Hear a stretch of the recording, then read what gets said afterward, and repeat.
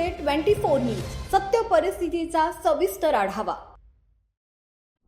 धुळे जिल्ह्यात शिवसेना बांधकाम कामगार सेनेच्या संघटनात्मक विस्ताराला मोठी चालना मिळाली आहे। धुळे जिल्ह्यात तसंच शिंदखेडा, धुळे, साक्री आणि धाबापाडा तालुक्यांची नवीन कार्यकारिणी जाहीर करण्यात आली असून नवनियुक्त पदाधिकाऱ्यांना मान्यवरांच्या हस्ते नियुक्तीपत्रांचे वितरण करण्यात आलं।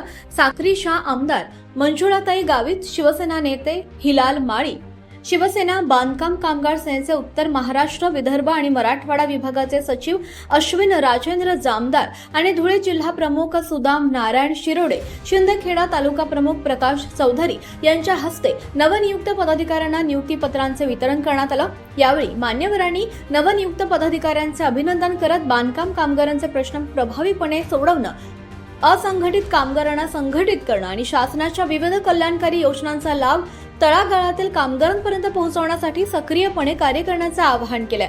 शिवसेना बांधकाम कामगार सेना महाराष्ट्र राज्य यांच्या धुळे जिल्हा कार्यकारिणीत विठ्ठल सुभाष पाटील यांचे उपजिल्हा प्रमुख, गीतेश जिजाबराव पाटील यांची जिल्हा सचिव तर भालचंद्र भास्कर पाटील यांची जिल्हा संघटक म्हणून नियुक्ती करण्यात आली।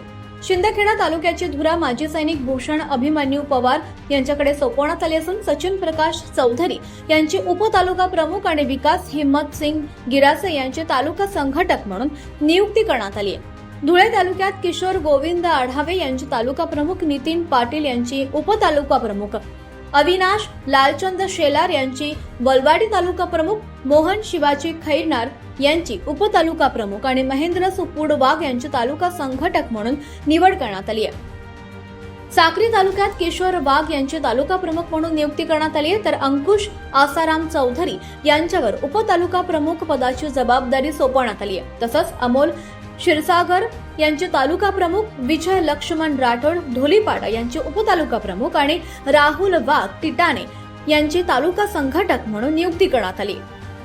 तर धाबापाडा बोराडी तालुक्यात जगदीश पावरा यांचे तालुका प्रमुख, सुभाष गुलाब पावरा यांचे उपतालुका प्रमुख आणि राजाराम सुरमल पावरा यांचे तालुका संघटक म्हणून नियुक्ती करण्यात आली।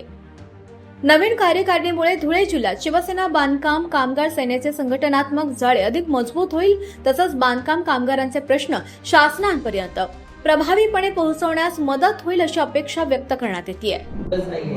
तुमच्या मोबाईलवर फोटो काढा, मोबाईलवर फोटो काढले की तुम्हाला प्रिंट काढून मिळते, काहीच तुम्हाला ताण नाही, फक्त इच्छा पाहिजे आपल्या कार्यकर्त्यांची।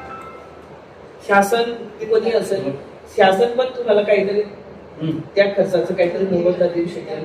आमच्या सारख्यांना वाटेल की नाही, ही व्यक्ती चांगलं काम केलं बरं का, याला मोबदला द्यायला काय हरकत नाही, लगेच पुढची काहीतरी जबाबदारी अजून आपण देणार नाही। असं किती वेळेस मी सांगितलं, पण आता अजून पण सरपंचांना सांगितलंय, तुम्हाला आता परत अजून तुम्हाला निवडून यायचे, गावाला तुम्हाला आदर्श करायचे, तुम्हाला याच्यावर जोर द्यावा लागेल। आता परवा विषय झाला। महाराष्ट्र ब्युरो रिपोर्ट, मुरलीधर माळी, धुळे। आजच महाराष्ट्र टुडे 24 न्यूजला सबस्क्राईब करा आणि सत्य परिस्थितीचा सविस्तर आढावा पहा।